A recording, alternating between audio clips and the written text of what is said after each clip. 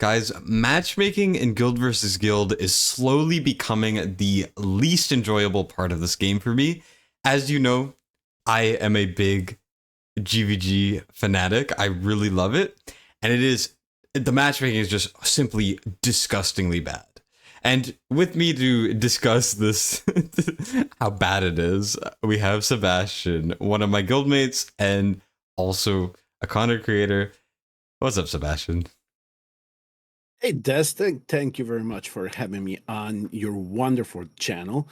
We just got done with the season and it was a little bit of a headache. It was enthusiastic, but when we, not only you and I, but other members of the guild, we started talking about how everything laid out at the end, we said, maybe we should talk about this in open because this needs to change based on what we saw throughout the season.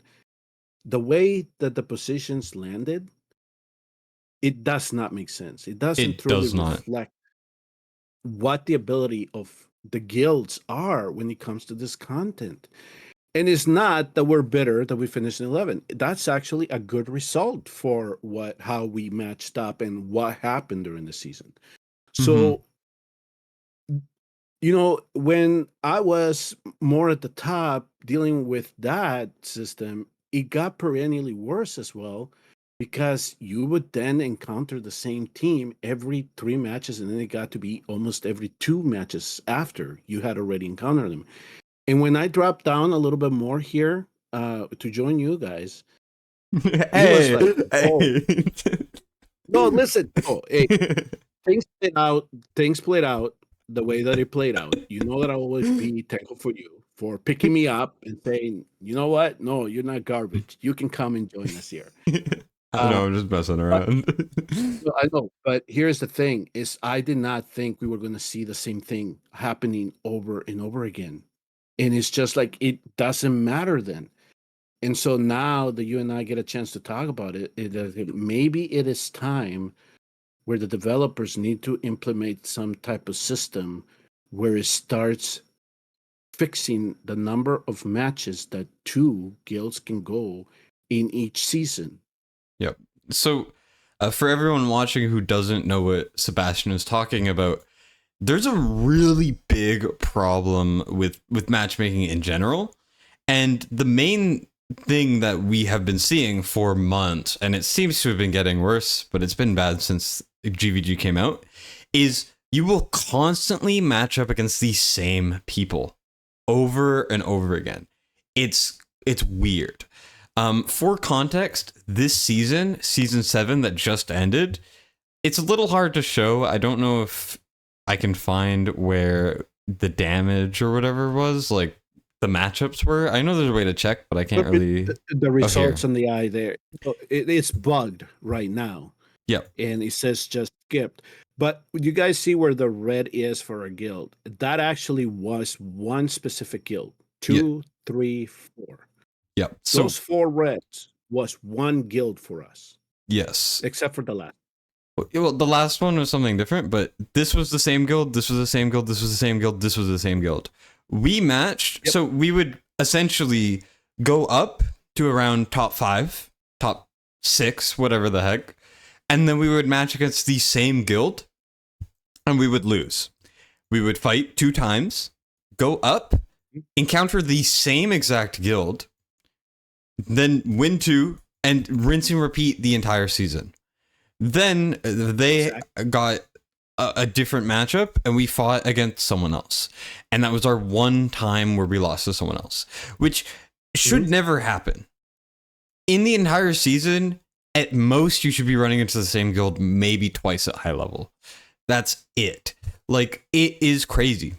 And what even goes beyond that is the guild that we lost to 4 times that we could not beat at all. If you go all the way down to 43rd, it is Rage, the Rage UA. This is the guild that we lost to. They didn't even make Overlord, which is yet another issue with the matchmaking. So the matchmaking is set in a way where you're constantly encountering the same people. I mean, I could say a couple things like Dragon Slayer is number 1, which is the second guild. has never fought Leshire, the third guild, this season. They didn't do it a single time, which is weird because they play second and third. So you would think, oh, obviously they fought each other and Dragon Slayers beat Leshire because that's how normal matchmaking would work. It's based off of who's better. But it's not, because they never fought a single time. It's just stuff like this, and you could ask basically every single guild here, and they will all pretty much say that they ran into the same guild all season. Like, it's bad. There was really no different. And then the other aspect of this too is that some guilds, and we didn't really discuss it, right? Because basically we were like, no, we're gonna try to beat as many of the towers, try to blueprint as many of these defenses as we can, right? So we went for it. And so every time we would win, based on the percentage that we would win by, we would get 21 points or 20 points or 19 points. The thing is that some guilds are getting so good at this, right? So what's happening is that some guilds, especially at the beginning, just say, we don't want to try as hard. We're capable, but we're not going to push. We don't want to face 1, 2, and 3 perennially all the time. So they take it easy, and then they start hanging around in that middle range between Plat 3 and Overlord, right? And then at the end, what happens is that they, in the last 3 matches, they have the mess set up where they say, wow, now we're going to go full steam ahead. We're going to push. We're going to try to get 20 points for each match to get the 60. This should push us either into the top 10 or the top 5, or in some cases, like Leshire did, they played it so well where they were mostly bottom 10, 15 all season. And they pushed at the end and they podium because they were able to manipulate the points as they were collected. Dragon Slayers stayed at the top perennially 2, 3, 4, 5 because they were beating up on all the guilds that were coming up to them. And so they took advantage of that and they tried to perennially then get the 21 points and everything like that. So based on their matches with Immortal Elite and how much they lost, they were then only losing 5, 4, 3. So they decided we're going to go hard to try to stay up top as much as we can because we know that we can inflate those points to get at the podium at the end. And that's exactly what happened. Yep. And then they matched us, even though we were, even though they were second to Mad, they lost to Mad, pushed down one single slot and fought us and kicked us down a little further because they had already inflated their points so much. Exactly. Yep. And the fact of the matter is, in a ranking competitive system on the main competitive mode, which is essentially keeping the players playing the game, and without it, most of the whales would have left already. The fact that you can manipulate the system like this is appalling. It does not make sense to me so that this is possible. Let me go back to the rage. Let me go back to the rage so we finish this point and why they finished in Plat 3. So think about the rage probably has one step ahead of us, and that was evident based on all of matches, right? But then what must have happened is that when the week started, they were right behind us. So they faced the team that was right behind us. I can't remember which one it was. I don't know if it was Blood Envoy or it might have been Leshire that they must have faced, right? So, but then what happened is when they lost, they dropped down, right? Yeah, it was Shire that they fought, and then they lost pretty bad. Exactly. So, but then what happened is that team that was taking it so easy and then decided to push up at the end and were more capable than the Rage at that instant match, they then pushed up. They were unlucky to match them. The Rage were unlucky to match them. And then they lost. And because they lost the second time, they had that big drop-off while everybody else was moving up. And that's why, unfortunately, they finished Plat 3. And I've told you, based on the tactics and everything that they did throughout the season, I don't think the Rage is a Plat 3 guild. No, I would argue that the Rage is a top 5 guild. Obviously, whenever anyone hears me talk about top 5 or top 10 guilds, I'm not talking about the placements here, right? Like, no disrespect to anyone, but from essentially 5, maybe even 4 to 10, I wouldn't even give any of these guilds a top 5 rating in my eyes, because to put it simply, they're not top 5, because the rage is better than every single guild, honestly, here, except for one, which is my little guild, that beat the rage by 0.2% to knock them out of Overlord. 0.2% is the difference between the top 5 guild getting Overlord or not Overlord, getting the border or not the border. It's baffling. It's baffling to me that they did not get Overlord when we had lost to them 4 times. We lose to, I don't know. Sorry, I'm going on a tangent here, but I'm really mad about this. We lose to Immortal Elite, Dragon Slayers, and the Shire, which I would say this is the order that it should be for the top 3. But they had to manipulate to get here a little bit. Mm-hmm. But even then, this is the way it should be for the top 3. But then, like, all of these guilds below, like, it's just a bad order. And the fact that you could just get knocked out despite being a team that deserves to be so high, I don't know. It bothers me, because you never know what's going to happen. We could get kicked out of Overlord next time. Like, yeah, it could happen to us easily because of how things are set up, right? Mm-hmm. And then how other guilds are playing the bottom as well. You know, the other guild that I'm thinking about right now, and I don't know what their circumstance was, but Sylvester, it was Celestial's Arborist, because I was keeping track of the ranking in the last 3 weeks, because this is something that I wanted to see how the movement showed up. They got to top 4, 5, I believe. Yes, and they were top 5. Yeah, and then something happened, and look, they dropped down. So they must have just cut the 2 worst matches possible here at the end. And why did this matter? Think about Rage right now being a number 39 guild, all right? When the gauntlet starts, 43. Or 43. When the gauntlet starts, that's going to be their ranking, right? And so as they move down the ladder, when they get to the, let's say, round of 16, they're going to see one of those teams in like 6 through 11 or 6 through 9. And then, yes, you get a reflection there of who's the best guild on that one matchup. But it's that one instance. It's just that one tournament.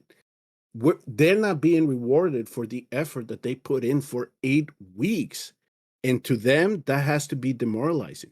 So if you're thinking about your guild and how you possibly play this and trying to push into Overlord, you just was there right at the edge.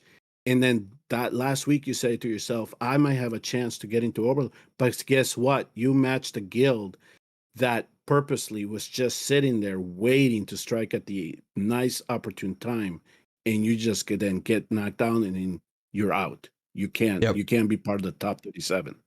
Yep. So essentially, it's a combination of you're fighting the same people all the time. You can people manipulate the system. If you get like 2 bad matchups in a row, boom, despite how good you might be, even if you only lose to like 4 guilds, you can still get knocked out of Overlord, which is crazy. All of these things just combine for a just honestly a bad experience for most of the season. Yep. If not, it can be all of the season. Like, I love GvG, and I know you like GvG a lot too. Otherwise, we wouldn't be playing it so hard. But it's just seeing this every single season, it makes me not want to play. It makes it feel like the first 7 weeks don't matter. It makes it feel like the only week that does matter still doesn't matter, because you could just get shafted by the game. Like, it's just, it's terrible. And something we didn't even talk about is yet another issue with it, which is this. This right here. These 3 guilds are tied, right? And one of them got shafted. Right. And one of them didn't get the border. And I know it's just a silly border, and there's probably going to be some people who don't understand, but this does mean a lot to us, because this is the only reward we get, right? And here's what happens is that then they're going to go, like, some of those members that are right, that are right on the edge. They might say to themselves, maybe I'm not in the right guild, and then they're going to leave, and the guild loses a couple of members because they want to push up to the other guilds, right? And then they Yep. have the shuffle. So it's really hard to then have something consistent.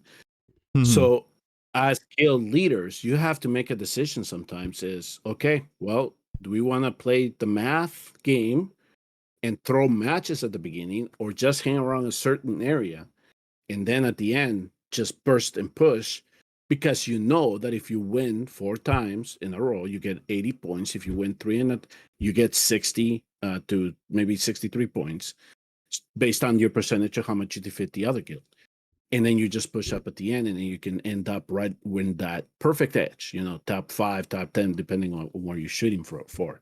Yep. And even if you So should be an overlord, the game can still say no, even though you deserve exactly. it. Like here, they should just be an overlord. Just extend the spot by 1 and give them overlord rewards because they're in overlord. Like there's so many things.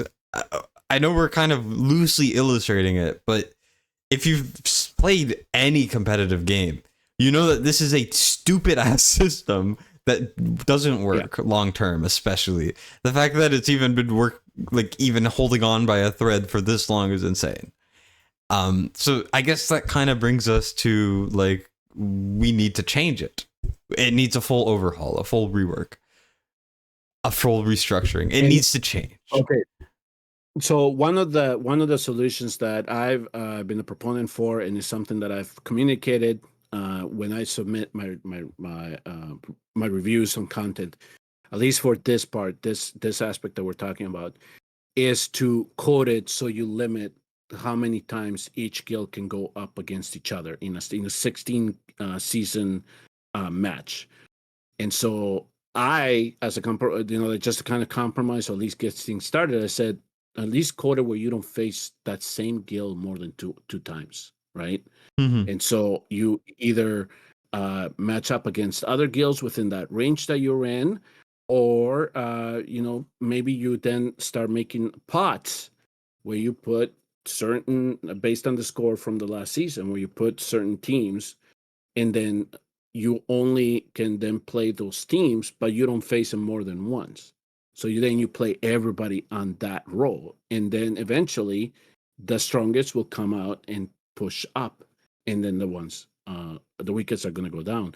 And then if you want a tier system, you can then swap the tiers. You can say, okay, the bottom 8 go into the bottom tier, the top 8 and the other one come up to the other tier, and then you form the schedule like that. Mm-hmm. That is one way to do it. The other way that I would say is inflate the point system at the start based on how that team or those the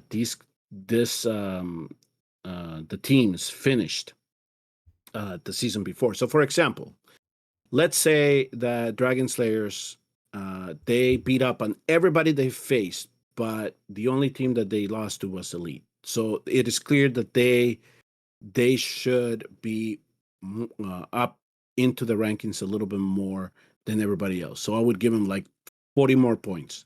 So they start, and then they would match according to who it's at their level. Same thing with Leshire.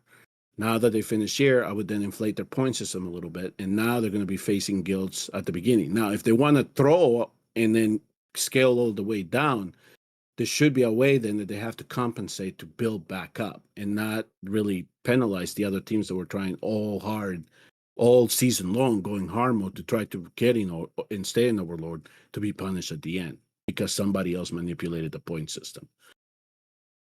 Mm-hmm. Yeah, I'm not really going to propose any solutions because I am not smart enough to think of any. They're But gonna say it's technical limitations, and I always the answer that they like to throw back on me is say we already have a comprehensive matchmaking system that we're applying into, and I say, listen, if we are getting matched to the same guild 4 times in one season, it is not comprehensive enough. Something is amiss here. yep, absolutely. But while I'm not going to propose a suggestion, there are a couple things I want to see. Like you said, make it so you don't fight the same guild 80 times in a row. I would like to see a thing where you can't just game the system as easily because that's freaking annoying.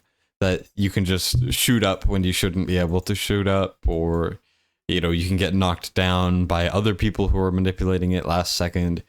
I would love to avoid that.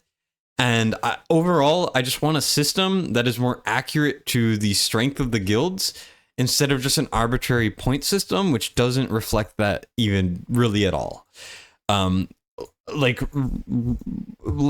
just to go back to Rage, and I know we're talking about Rage a lot, but this is really the reason why I made this right now. Yeah. This is the reason why I made it right now, is the guild we lost to 4 times didn't make Overlord, and even went below Overlord by a decent margin. We just can't have this happen.